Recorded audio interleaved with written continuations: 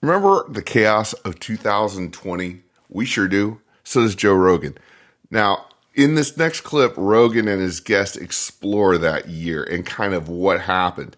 Typically, we don't run clips from podcasts, but I thought this clip was particularly interesting, and it explores a part of crony capitalism, our crony capitalist system, that doesn't get as much attention as it should. It's getting some with the new focus on NGOs, but more focus should be put on activism. A lot of the stuff that you see in the streets, okay, is not organic. It is funded. It is organized. And there are people behind these, demonstrations that have axes to grind and agendas to push. Yeah, there's no reason for it, and it's crazy how quickly it all boiled over, and it was all these events happening together at the same time, right? The COVID, the lockdowns, the anger, everybody got real weird because everyone was just locked. People got way weird in their home for months at a time, and then the George Floyd thing and the public outrage and the people were on the street, and then people were encouraging it and funding it. There were certain groups that were encouraging it. Or worth noting that the George Floyd stuff started all up in Tim Walz's neck of the woods in Minneapolis. Organizing it and funding it, and they got money from people to do it, and they had pallets of bricks that were that happened. Conveniently located on the street. All that stuff's real. Oh yeah. Yeah, no, we saw it. It was remarkable to see it in real time. That's why it's crazy having a guy like Mike Benz lay out how it all. Yeah. Seriously, if you don't know Mike Benz, go search him out. Go on to Twitter, X, whatever you want to call it. Go anywhere. Go onto YouTube.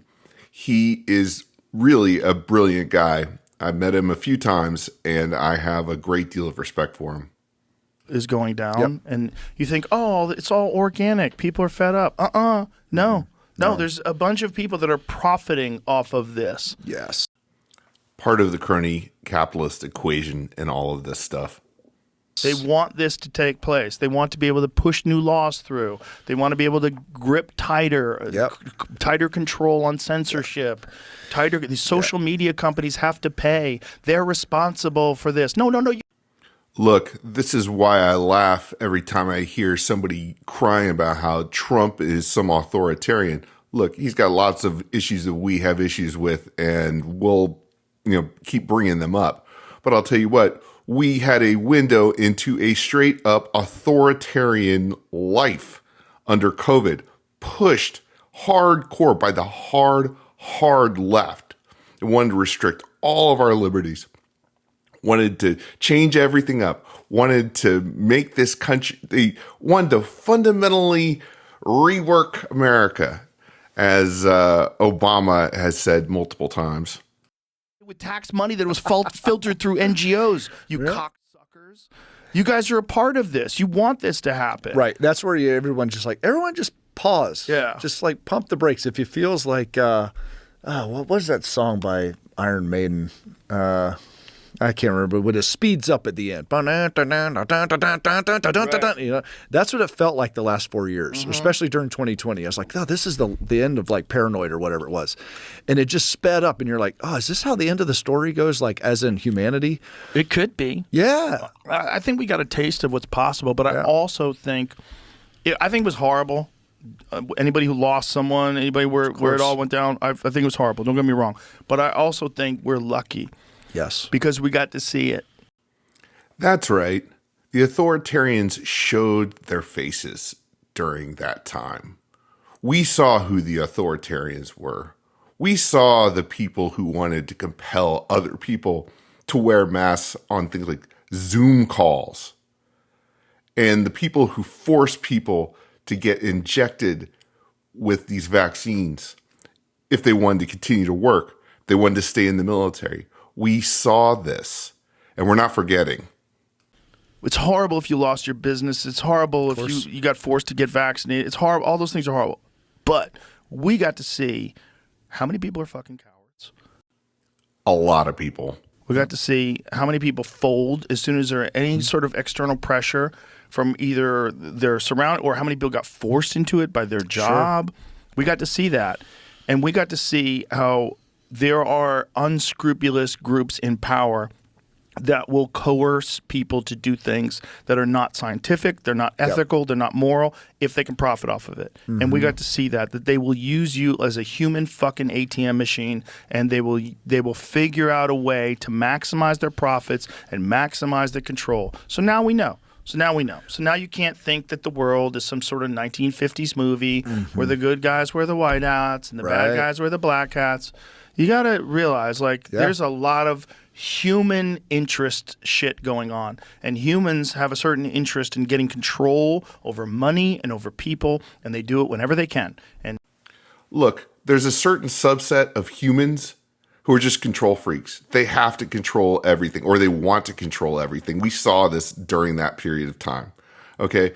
It was a chance for all the people who just don't like how other people are, who don't like the freedom that other people have. It was their chance to try to turn the screws on society. And they went as far as they could go. At the same time, there were people who saw this, essentially this activation of this subset of humanity as a huge opportunity.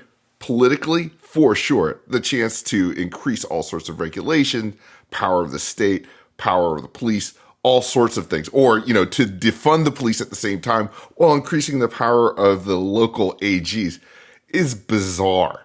But they also saw an opportunity to make money. Big billions of dollars kind of money.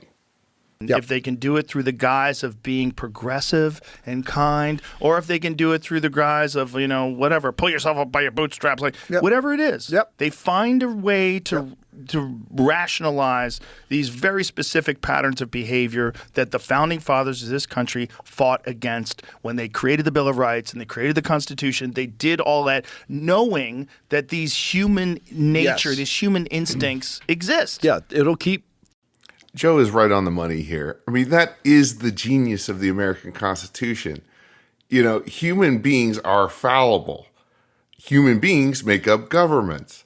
Human beings tend to take governments and use them as tools for their own selfishness or whatever ends. And so when this country was established, limits were put on government in an effort to restrict the abuse that will inevitably come as government grows and expands. Flow charting back down to this eventually. And it's like, hold on, people are people, and people are going to do people stuff. And every time they pass something like the Patriot Act or the Patriot Act 2, they just chip away at that. They're chipping away at that. And it's their job to do that in their mind. Right. It shouldn't be, because there's not enough oversight of them. That's the problem. It's like, this is the whole concept of the deep state, which was... Oh, yes, the deep state. So for a long time, people relegated the deep state to, conspiracy theory or whatever. And now pretty much everybody acknowledges that it is a thing. I mean, it's patently obvious. It always has been to me, but I, spent 25 years in Washington. Look, the deep state is just the bureaucracy. It is all of the people, the NGOs, the agencies, all kind of work together that have very, very limited accountability to the, electorate. I mean, very, very little accountability. And they're very powerful often. And they're not a big fan of light being shown on them, as we can see as Doge continues to do its thing. Anyway, we thought this was a very interesting little discussion from Joe. And we hope you enjoyed it. Until next time, I'm Nick Sorrentino. By the way, if you're interested, subscribe to the newsletter over at Substack. Link is down below.